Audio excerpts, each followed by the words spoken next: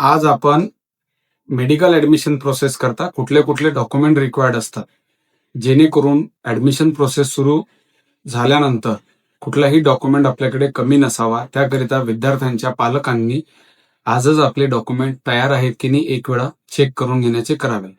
तर सर्वात प्रथम जो डॉक्युमेंट लागणार आहे तो असेल कास्ट सर्टिफिकेट.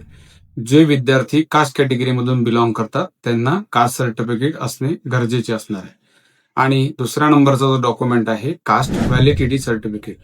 ज्या विद्यार्थ्यांची कास्ट व्हॅलिडिटी झालेली नसेल त्यांनी करून घेण्याचे करावे.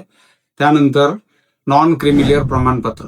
जे विद्यार्थी कास्ट कॅटेगरीमधून बिलॉंग करतात व ज्यांच्या वडिलांचे उत्पन्न 15 लाख रुपयापर्यंत असेल अशा विद्यार्थ्यांनी नॉन क्रिमिलियर प्रमाणपत्र काढून घेण्याचे करावे.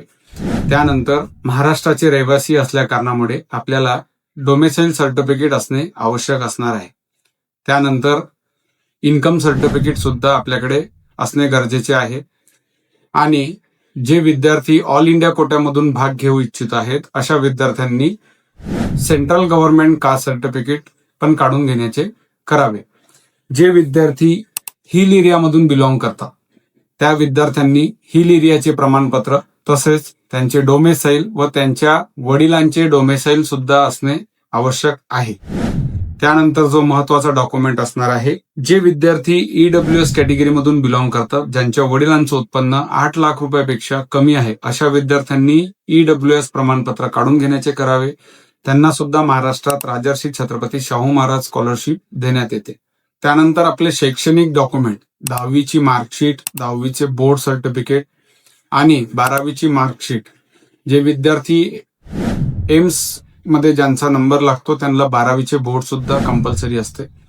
काही कॉलेजमध्ये कंपल्सरी केल्या जाते तर काही मध्ये कंपल्शन नसते. अशा वेळेस आपण एक डिक्लेरेशन सुद्धा देऊ शकतो.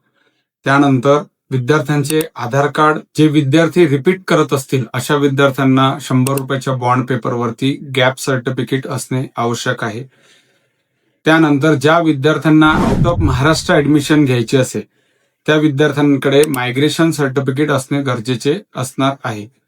अशाच नवनवीन माहितीसाठी कृष्णा कन्सल्टन्सीच्या युट्यूब चॅनलला सबस्क्राईब करा आणि इंस्टाग्राम चॅनलला फॉलो करायला विसरू नका. धन्यवाद.